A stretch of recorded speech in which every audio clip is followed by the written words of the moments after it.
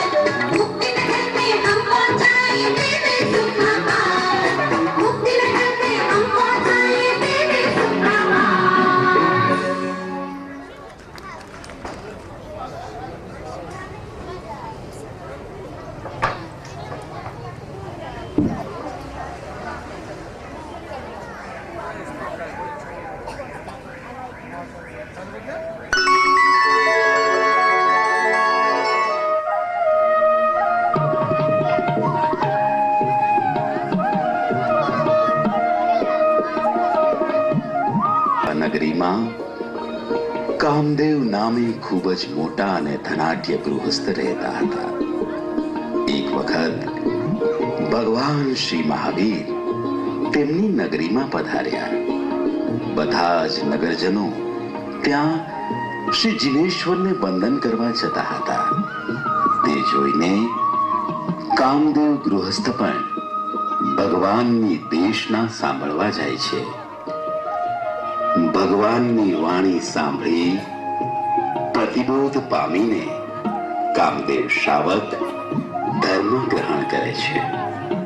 આ પ્રકારે 14 વર્ષ સુધી ઉત્તમ પ્રકારથી શ્રાવક ધર્મનું તેઓ પાલન કરે છે અને ત્યારબાદ પુત્રોને સર્વ કારભાર સોંપી શ્રાવકની 12 મહાપ્રતિજ્ઞા ધારણ કરે છે.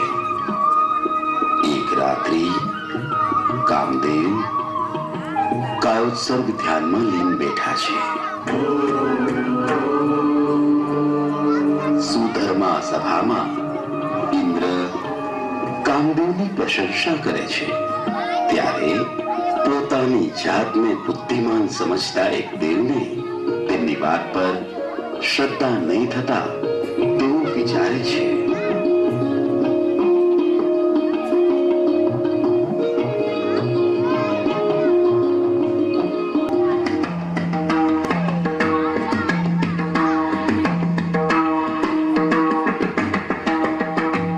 ઇન્દ્ર મહારાજાએ આજે કોઈ કામદેવ નામના શ્રાવકની ખૂબ પ્રશંસા કરી છે. મને તો કામદેવની સુદ્રઢતાનો વિશ્વાસ નથી આવતો.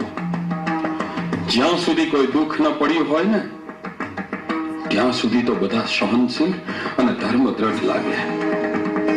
આજે તો હું કામદેવની પરીક્ષા લઈને મારી વાત સત્ય કરી બતાવીશ.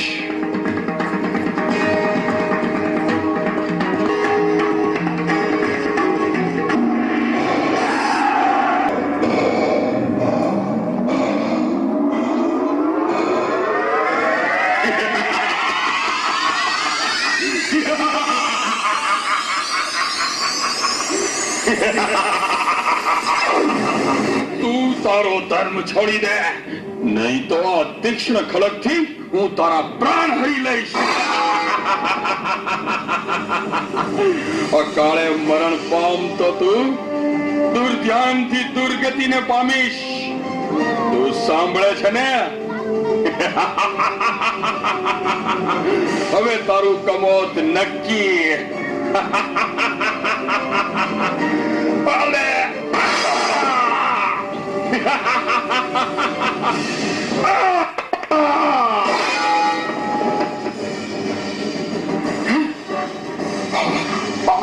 શ્રાવક તો બિલકુલ ભય પામતો નથી. લાગે છે કે એને ચલિત કરવા માટે મારે બીજું રૂપ ધારણ કરવું પડશે.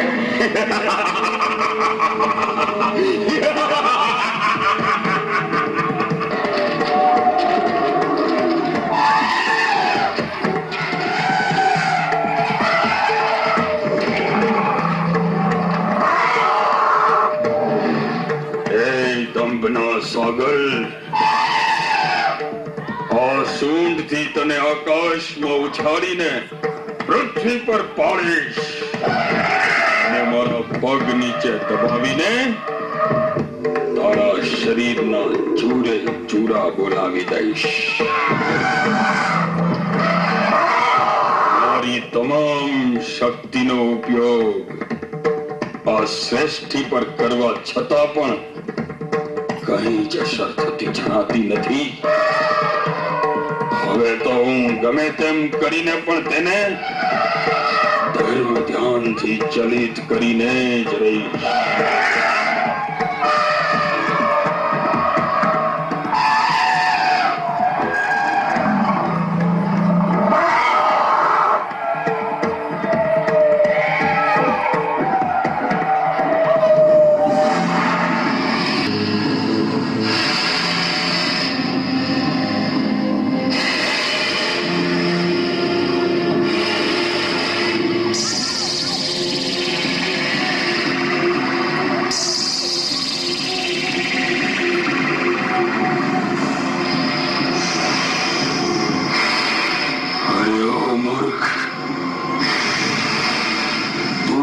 મૃત્યુ માટે પ્રાર્થના કરે છે? વીરના ધર્મને છોડીને મને પ્રણામ કર, નહીં તો હું એવો દંશ મારીશ કે જેના વિષની વેદનાથી પીડાઈને તું દુર્ગતિ પામીશ.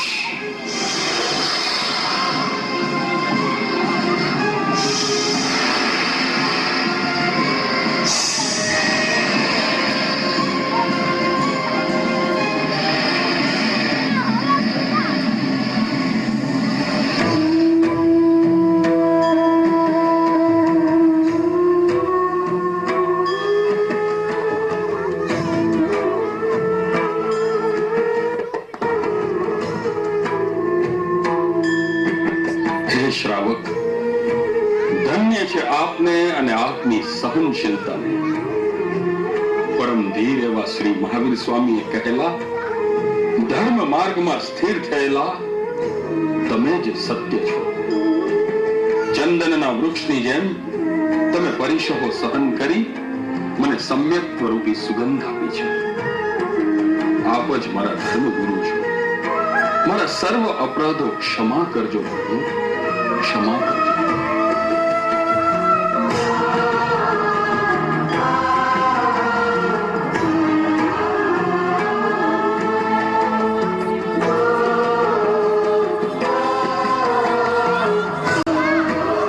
શ્રાવક કાયોત્સર્ગ પારીને ત્યાં પધારેલા શ્રી મહાવીર સ્વામીને વંદન કરવા ગયા અને તે વખતે 4 પર્ષદાઓની સમક્ષ પ્રભુએ કહ્યું, હે શ્રાવક, તે આજે રાત્રે મહાભયંકર 3 પરિશ્રમો સારી રીતે સહન કર્યા અને ધર્મ ધ્યાનથી જરા પણ ચલિત થયો નહીં. તારું વ્રત મેરુ પર્વત જેવું અચલિત રહ્યું. અંતે તે દેવતા તને ખમાવીને ગયો. આ બધી હકીકત બરાબર છે? હા પ્રભુ, તેમ જ છે. હે ગૌતમાદિક સાધુ, જ્યારે શ્રાવક પણ આવા ઉપસર્ગો સહન કરે છે ત્યારે તમારે તો તેથી પણ વધારે સહન કરવા જોઈએ. કેમ કે તમારી પાસે તો આ ઉપસર્ગ રૂપી સૈન્યને જીતવા માટે રજોહરણ રૂપ વીર વલય છે.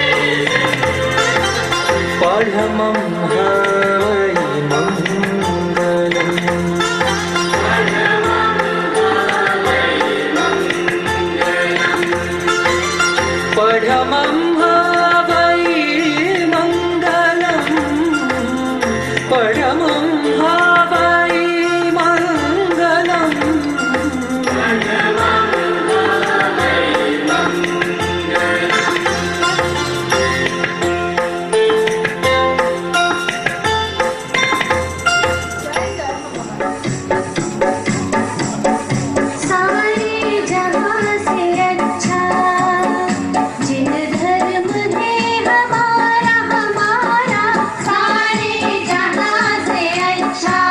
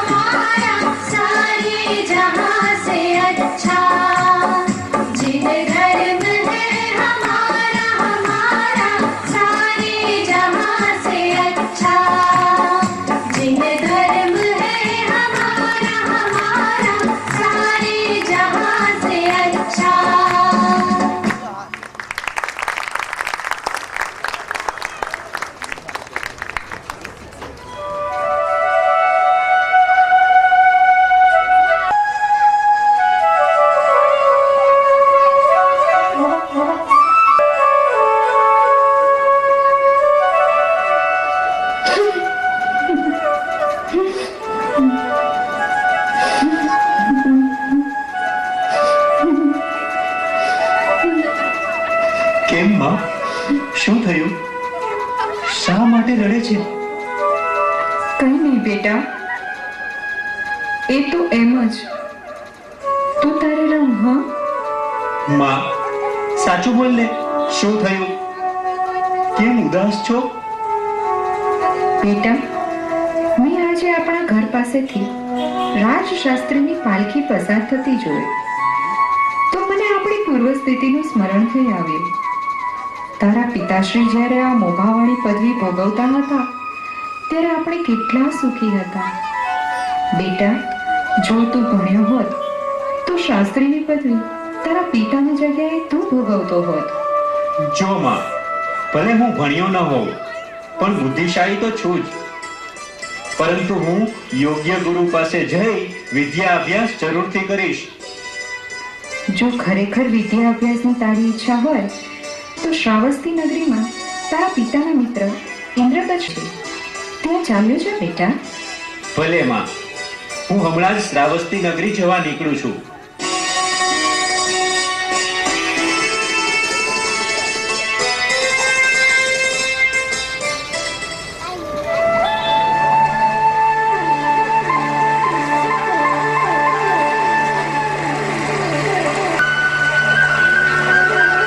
પ્રણામ કાકાશ્રી, હું કાશ્યપ શાસ્ત્રીનો પુત્ર કપિલ છું.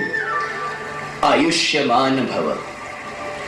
વત્સ, તને જોઈ મને ખૂબ જ આનંદ થયો. બોલ વત્સ, અહીં આવવાનું શું પ્રયોજન છે? કાકાશ્રી, હું આપની પાસે વિદ્યા અભ્યાસ અર્થે આવ્યો છું. આ તો ઘણી ઉત્તમ વાત છે. મારા ઘરની નજીક એક વિધવા બ્રાહ્મણી રહે છે. ત્યાં તારી રહેવાની અને જમવાની ગોઠવણ કરી આપીશ. ધન્યવાદ કાકાશ્રી, મારી રહેવાની સમસ્યાનું આપે નિરાકરણ કરી આપ્યું.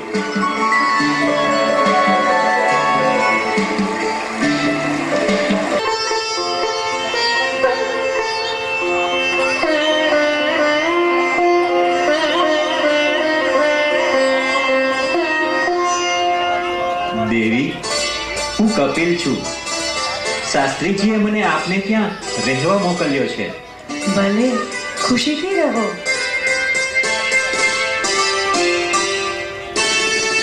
જમવાની ચિંતા તો ઓછી થઈ. ત્યાં એક અન્ય બીજી મોટી જંજાળ ઊભી થઈ. ભદ્રિક કપિલ હવે યુવાન થયો હતો અને વિધવાબાઈ પણ યુવાન હતી. ઘરમાં કોઈ ત્રીજું વ્યક્તિ હતું જ નહીં. પરસ્પરનો વાતચીતનો સંબંધ વધ્યો અને વધીને હાસ્ય વિનોદ રૂપે થયો. અને એમ કરતા કરતા બંનેની પ્રીતિ બંધાઈ. અરે, કપિલ તો ગૃહસ્થાશ્રમ માંડી બેઠો અને વિદ્યાભ્યાસ તો સાવ ભૂલી જ ગયો.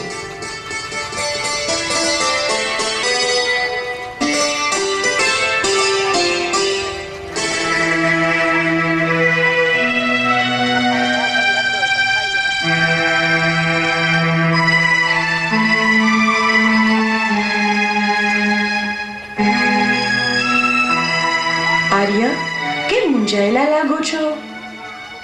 ગૃહસ્થાશ્રમની આર્થિક જવાબદારી, કપડાં, અનાજ વગેરેની વ્યવસ્થા હવે મારે કરવાની છે. ગૃહસ્થ તરફથી મળતા સીધાથી આપણા બંનેનું માંડ પૂરું થાય છે. અને વળી પૈસા કેમ કમાવવાને તેની તો મને કઈ સમજણ જ પડતી નથી. જુઓ, મૂંઝાવાથી કઈ વળવાનું નથી. આ ગામના રાજાનો એવો નિયમ છે કે સવારમાં જે પહેલો બ્રાહ્મણ આશીર્વાદ આપે તેને 2 માસા સોનું મળે. તો અવશ્ય હું તેમ જ કરીશ. 8 દિવસથી સૌથી પહેલા પહોંચવા પ્રયત્ન કરું છું, પણ દરરોજ કોઈ ને કોઈ મારી પહેલા પહોંચી જાય છે. આજે તો હું ચોકમાં જ સૂઈ જઈશ.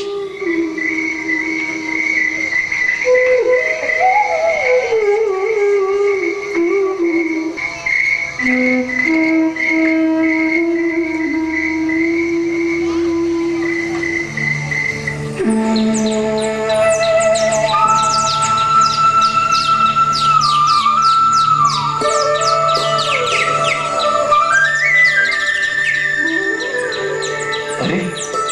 આ તો ઘણું અજવાળું થઈ ગયું. લાગે છે સવાર પડવામાં જ છે. ચાલ ચાલ, જલ્દી ભાગીને રાજા પાસે પહોંચી જાઓ.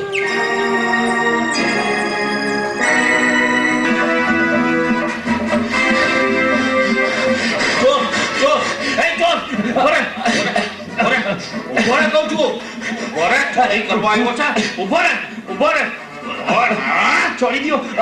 ભાગે છે. ચોકીદારજી, હું ચોર નથી. હું તો રાજાને આશીર્વાદ દેવા જતો હતો. આશીર્વાદ દેવા હતો. જોટ, બિલકુલ જોટ. ચાલ ચાલ રાજા પાસે. પણ ચોકીદારજી,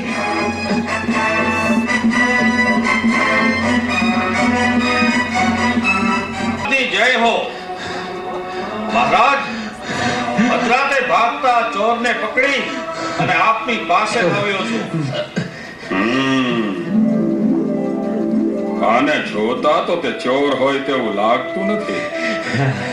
હે વિપ્ર, તું જ જણાવ કે તું કોણ છે અને આમ કેમ ભાગી રહ્યો હતો? મહારાજ, હું કપિલ બ્રાહ્મણ છું. મહારાજ, સવારમાં આપને પહેલા આશીર્વાદ આપી 2 માસા સોનું મેળવવા માટે આવ્યો છું. માટે રાત્રે અહીં ચોકમાં જ સૂઈ ગયો. પરંતુ ચંદ્રના પ્રકાશને હું સૂર્યનો પ્રકાશ સમજી બેઠો અને સવાર થઈ ગઈ તેમ માની હું આપને આશીર્વાદ દેવા દોડ્યો. વિપ્ર, તારી ભદ્રિકતા પર મને દયા આવે છે. અમને લાગે છે કે તારી દરિદ્રતા ટળવી જોઈએ. હા મહારાજ. આશીર્વાદ માટે થઈને તે આટલી દોડાદોડી કરી છે, તો તું હવે તારી ઈચ્છા પૂરી કર. તારે જે માંગવું હોય તે માંગી લે, હું તને આપીશ.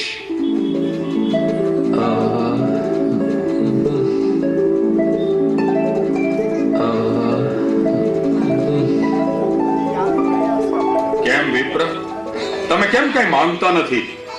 મહારાજ શ્રી, શું માંગવું તે સૂઝતું નથી. કઈ વાંધો નહીં, મને કાંઈ જ ઉતાવળ નથી. સામેના બાગમાં જઈ ત્યાં બેસીને સ્વસ્થતા પૂર્વક વિચાર કરી પછી માંગજો.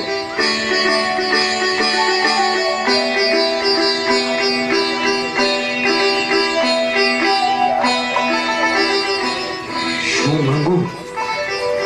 કેટલું માંગુ? 2 માસા સોનું તો થોડા જ દિવસ ચાલશે. એના બદલે 5 મોહર માંગવી? અરે 5 મોહરથી કઈ પૂરું નહીં થાય. માટે 25 મોહર માંગવી. નહીં નહીં, 100 મોહર, 1000 મોહર, 10,000 મોહર કે પછી કરોડ મોહર માંગી લઉં. પણ એથી શું થશે? ક્યારેક તો ખતમ થશે જ ને. પણ જો અડધું રાજ્ય માંગુ તો? હા, ઈ બરાબર. પણ જો અડધું રાજ્ય માંગીશ તોય રાજા મારા તુલ્ય ગણાશે. હું એનો યાચક પણ ગણાઈશ. માટે લાવને આખું રાજ્ય જ માંગી લઉં.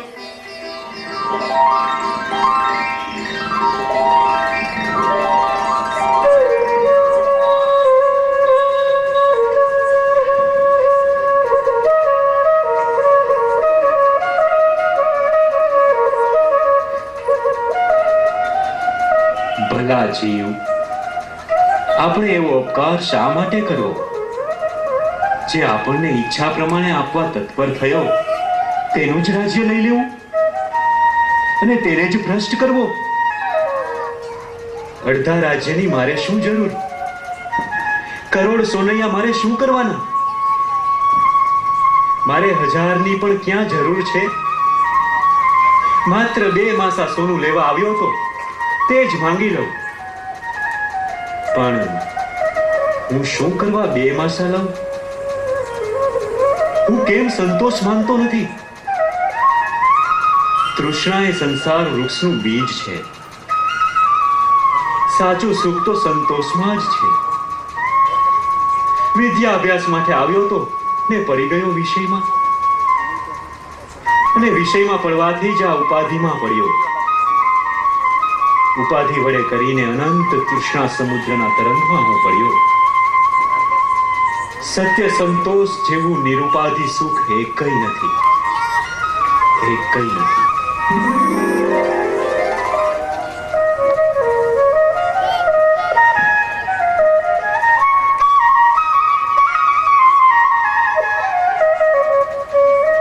આમ વિચારતા વિચારતા તૃષ્ણાનું શમન થવાથી કપિલના અનેક આવરણ ક્ષય થયા અને વિવેકપૂર્વક વિચાર સમાધિએ પહોંચતા અપૂર્વ શ્રેણીએ ચડી તેઓ કેવળ જ્ઞાનને પામ્યા એમ કહેવાય છે.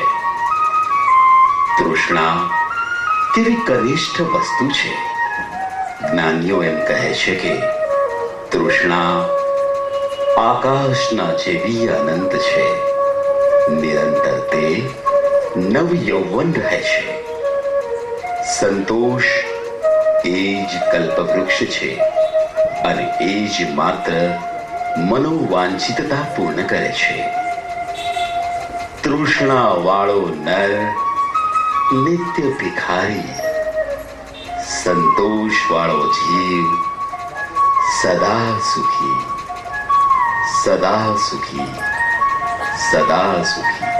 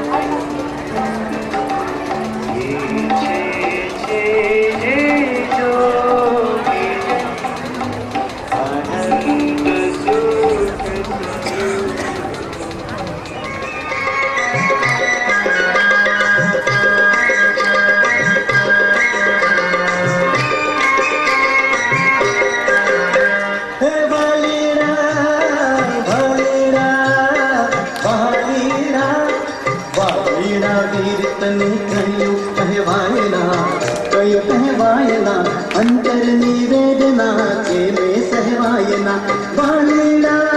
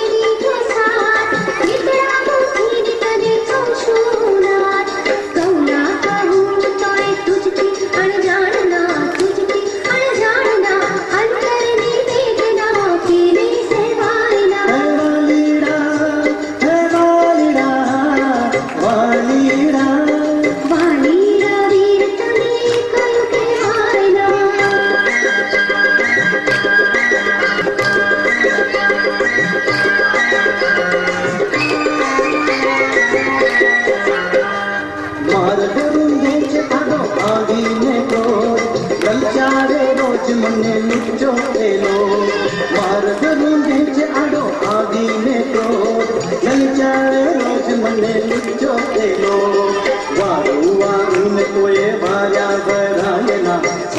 ભરાયના અંતરની વેદના કે મેં સહેવાયના વાલીડા હે વાલીડા વાલીડા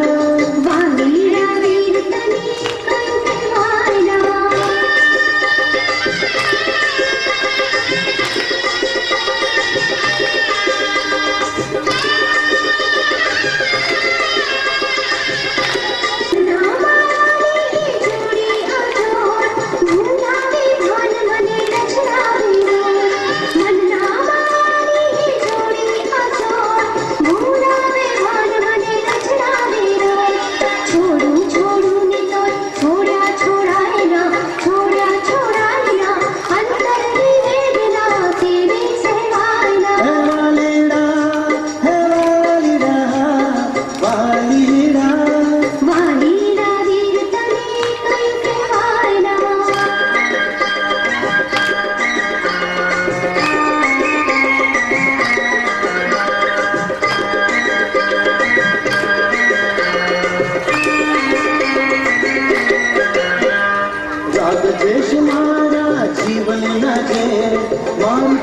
ફેરી વર્તાવે કે રાગ દેશ મારા જીવન ના છે મારું તારું ફેરી વર્તાવે કે જાગુ જાગુ ને કોઈ જાગુ જગાયના જાગુ જગાયના અંતરની વેદના કે મેં સજવાયના વાલીડા હે વાલીડા વાલીડા વાલીડા વીર તને કયું કહેવાયના વાલીડા વીર તને કયું કહેવાયના અંતરની વેદના કે મેં સહેવાયના વાલીડા વીર તને કયું કહેવાયના અંતરની વેદના કે મેં સહેવાયના વાલીડા હે વાલીડા વાલીડા વાલીડા વીર તને કયું કહેવાયના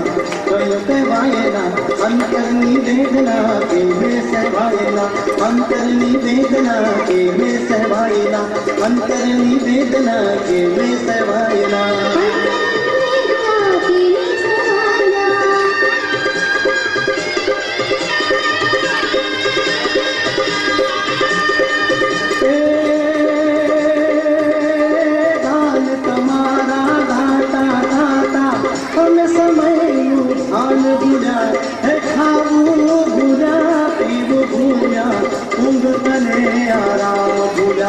अरे राग भूला ने वेश भूला वही पापतनो वेपार भूला एवा एका कार बन्या के सળગેલો સંસાર ભૂલા રે ભાઈ સળગેલો સંસાર ભૂલા રે ભાઈ સળગેલો સંસાર ભૂલા વાલીડા વીર તને કયું કહેવાયના અંતરની વેદના કે મેં સહેવાયના અંતરની વેદના કે મેં સહેવાયના અંતરની વેદના કે મેં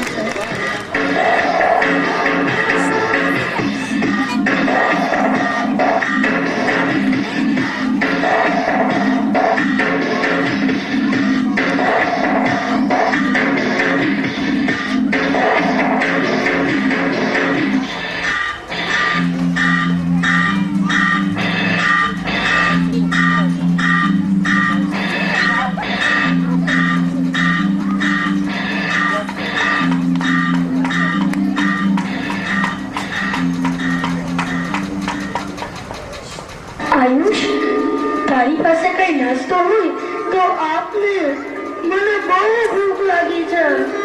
સોરી વૈપ્સા, આજે તો મારી પાસે કાંઈ જ નાસ્તો નથી. ચાલને મારી સાથે બહારથી ચિપ્સ લઈ આવીએ. ચિપ્સ અત્યારે ના હો, અમારે તો ચોમાસાના 4 મહિના કંદમૂળની બાધા છે. હું તો ચિપ્સ નહીં જ ખાઉં. બાધા? આ બધું શું છે? બાધા એટલે પચખાણ, કોઈ વસ્તુ ન ખાવાનો નિયમ. લે, આ વળી નવું. પચખાણ લેવાથી શું લાભ? ઈપ્સા, એક વાતનો જવાબ આપ. તારા ઘરનો ગેટ ખુલ્લો હોય તો ડોગી કે કોઈ બીજું એનિમલ આવી જાય કે નહીં? ના ના, અમારા ઘરે તો ડોગી પહેલા નોક કરે અને પછી પૂછે, ઈપ્સા મેં કમે? કેવા ગાંડા જેવા સવાલ કરે છે. ગેટ ખુલ્લો હોય તો ડોગી કે કોઈ બીજું એનિમલ આવી જ જાય ને. એક્ઝેક્ટલી એ જ રીતે ઈચ્છા રૂપી ગેટ ખુલ્લો હોય તેમાં કર્મ રૂપી ડોગી આવી જ જાય ને. ઈચ્છાના દ્વાર બંધ કરવા પચખાણ લેવાય. ઈચ્છા સમજીને. પરમ મોટા વાત કરતા હોય ને ત્યારે નાના વચ્ચે ન બોલાય. પરમ, તે સાચી વાત કરી. અને ઈપ્સા, નાનાની વાત સાચી હોય તો માનવી જોઈએ કે નહીં? ઓકે, હું પણ પચખાણ લઈશ, પણ પછી ભૂલથી તૂટી જાય તો? પરમ, એ તો એવું છે ને, ઈચ્છાની ફ્રેન્ડ ચિપ્સ ખાતી હોય અને જો જોઈએ તો ખલ્લાસ.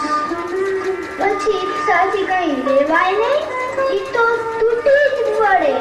પચખાણ બધું ભૂલી જાય. કઈ વાંધો નહીં ઈપ્સા, એ તો ધીરે ધીરે યાદ રહેશે. છતાં પણ કોઈ વખત ભૂલ થાય તો તેનું પ્રાયશ્ચિત લઈ લેવાનું. ઓકે? હા હા, બરાબર. હું પણ પચખાણ લઈશ. વાહ વાહ ઈપ્સા, યુ આર ગ્રેટ. તું સાના પચખાણ લઈશ? કારેલાનું શાક, ખીચડી, મેથીની ભાજી, રીંગણા બટાકાનું શાક અને રોટલાની પણ વાજા લઈ જ ને ઈચ્છા. અરે વાહ પરમ, તે તો મારા મનની વાત કરી. વાહ ભાઈ વાહ, એટલે લો ભાવથી વસ્તુના પચકાર એમને. મનને વશ કરવા અભક્ષ્ય અને પ્રિય હોય તેવી વસ્તુનો ત્યાગ કરાય, ન ભાવતી વસ્તુનો નહીં. સમજી ઈપ્સા?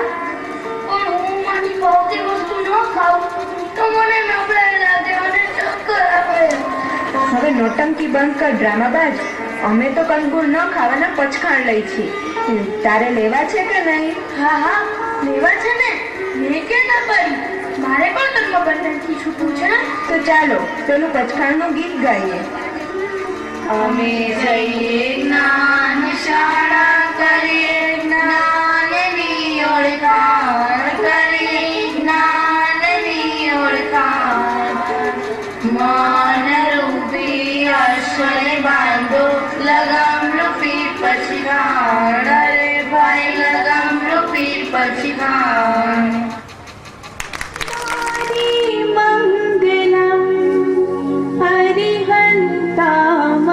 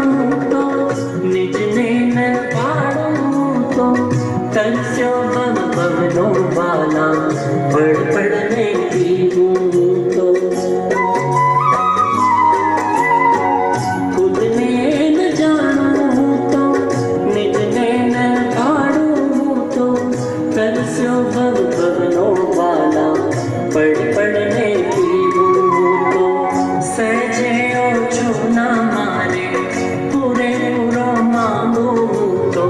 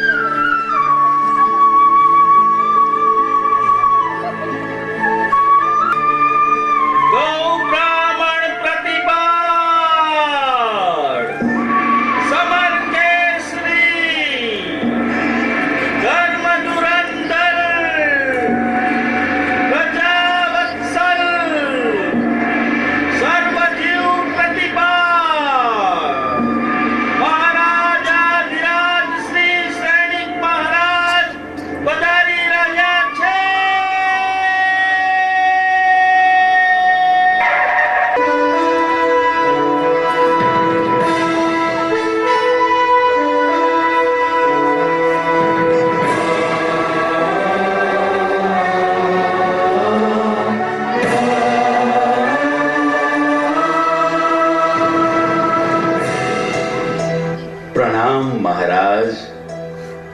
અભય કુમાર, શું ખબર છે રાજ્યના? મહારાજ, આપની કૃપાથી સર્વત્ર શાંતિ અને આનંદના સમાચાર મળતા રહે છે. કુમાર, રાજ્યમાં કોઈ દુખી તો નથી ને? કોઈ ભૂખ્યું તો નથી સૂતું ને? નહીં મહારાજ. અને આ વર્ષે તો મેઘરાજાની અસીમ કૃપાથી ખૂબ જ વર્ષા થઈ છે અને પાક પણ મહારાજ ખૂબ જ સારો થયો છે. એટલે પ્રજા પણ આનંદથી લીલા લેર કરે છે મહારાજ.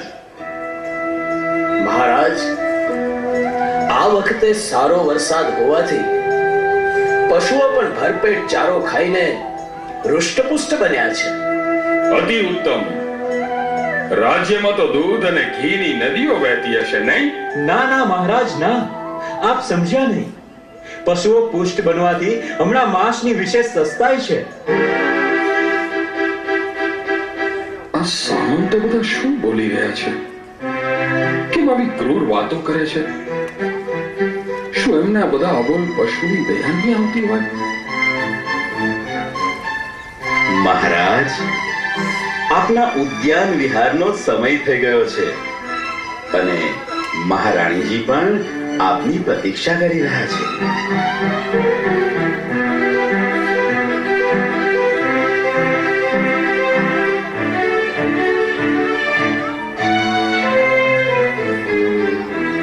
મહારાજની આજ્ઞાથી હવે આ હિંસક સામંતોને બોધ દેવાનો સમય થઈ ગયો છે. તેઓ જાણતા નથી દયા જેવો એકે ધર્મ નથી. દયા એ જ ધર્મનું સ્વરૂપ છે. જ્યાં દયા નથી ત્યાં ધર્મ નથી. આ બધા સામંતો સાવ દયાહીન બની ગયા છે. તેમનું જરા પણ લક્ષ્ય નથી કે સર્વ જીવોની રક્ષા કરવી એ ભગવાન મહાવીરનો ધર્મ છે. લાગે છે કે હવે તેમને પાઠ ભણાવવો જ પડશે.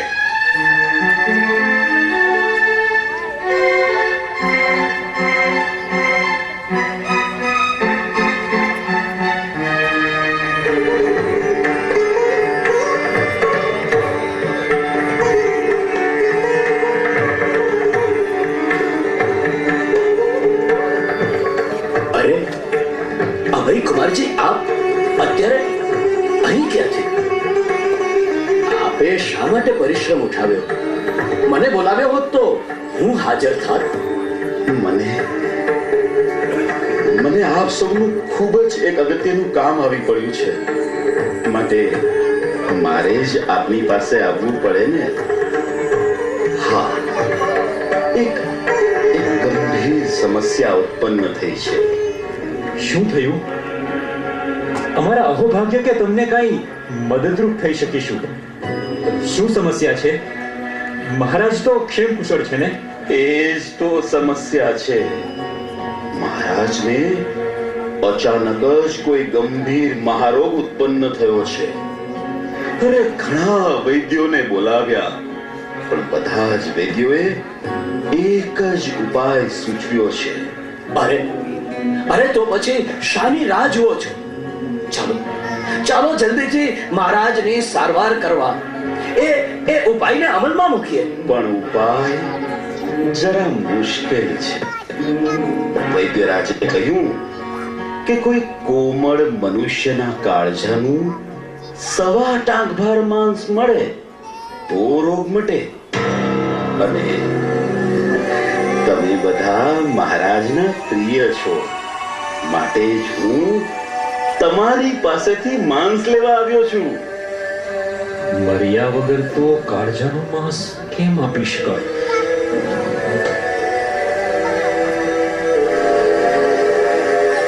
હા, તમે શું બોલો છો? આ કઈ રીતે થઈ શકે? એક સુઝાવ છે મારી પાસે. અત્યારે તો અહીં મારા તરફથી આ સોનામોહર રાખો. અને મહારાજ આગળ આ વાત પ્રસિદ્ધ કરશો નહીં, અને કોઈ બીજા ગરીબ અને જરૂરતમંદ માણસના કાળજાનું માંસ લઈને મહારાજને આપી દેજો. એ યોગ્ય છે. મારા તરફથી પણ આ સોનામોર રાખો. આમ પણ મારા શ્રીમતીજી કહે છે કે હું કઠોર હૃદયનો છું, મારું માંસ ઉપયોગી નહીં થાય. જેવી આપની મરજી. તો પછી આ બધું ધન લઈને હવે હું જાઉં છું.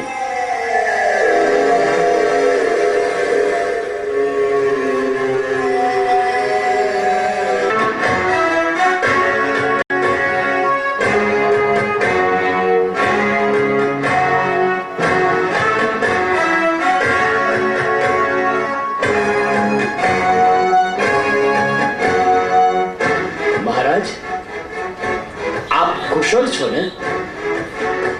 આપના સ્વાસ્થ્ય વિશે જાણી અમે બહુ ચિંતિત હતા. હા મહારાજ, આપની ના તંદુરસ્ત તબિયત વિશે જાણી મારા તો કાળજાના કટકા થઈ ગયા મહારાજ. અભય કુમાર. જી મહારાજ. આ બધા સામંતો શું બોલે છે? મહારાજ, ગઈકાલે જ આપના સામંતો સભામાં બોલ્યા હતા કે હમણાં માંસની વિશેષ સસ્તાઈ છે, એટલા માટે હું તેમની પાસે મહારાજ માંસ લેવા ગયો, અને ત્યારે બધાએ મને પુષ્કળ દ્રવ્ય આપ્યું, પણ કાળજાનું 1.25 પૈસાભર માંસ કોઈએ પણ ના આપ્યું. અને મહારાજ, એ માંસ પણ મેં આપની સારવારના પ્રયોજનથી જ માંગ્યું હતું. હવે મહારાજ, આપ જ કહો, માંસ સસ્તું કે પછી મોંઘું?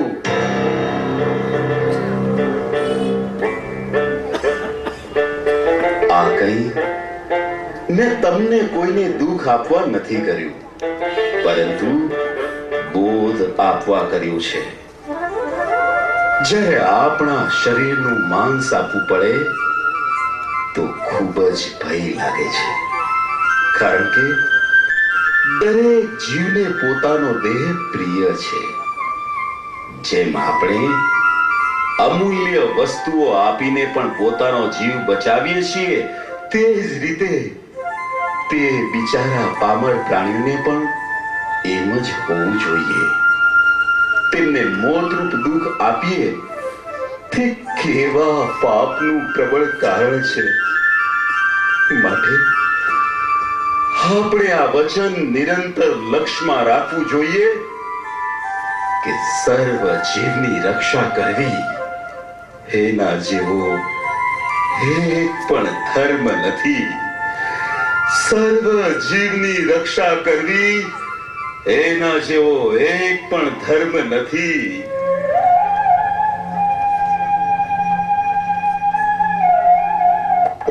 અભય કુમાર, આપના વિચારો જાણી અમને ખૂબ સંતોષ થાય છે. તમારો બોધ હૃદયને સ્પર્શી ગયો. હા તો સામંતો, થી જ માંસ ન ખાવાની પ્રતિજ્ઞા કરશો ને બધા? જરૂર મહારાજ, અમે પ્રતિજ્ઞા કરીએ છીએ કે હવે પછી અમે કદી માંસ નહીં ખાઈએ. અભય કુમાર, જ્યાં સુધી આપના જેવા દયાળુ, કુશળ અને પ્રજ્ઞાવાન પ્રધાન મારા રાજ્યમાં છે, ત્યાં સુધી મારું રાજ્ય અને પ્રજા સૌ સુરક્ષિત છે.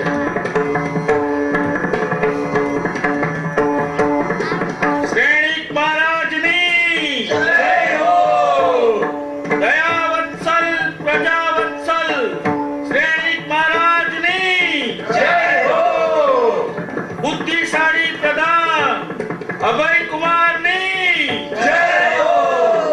અભય દાનના આપનાર અભય કુમારની જય હો!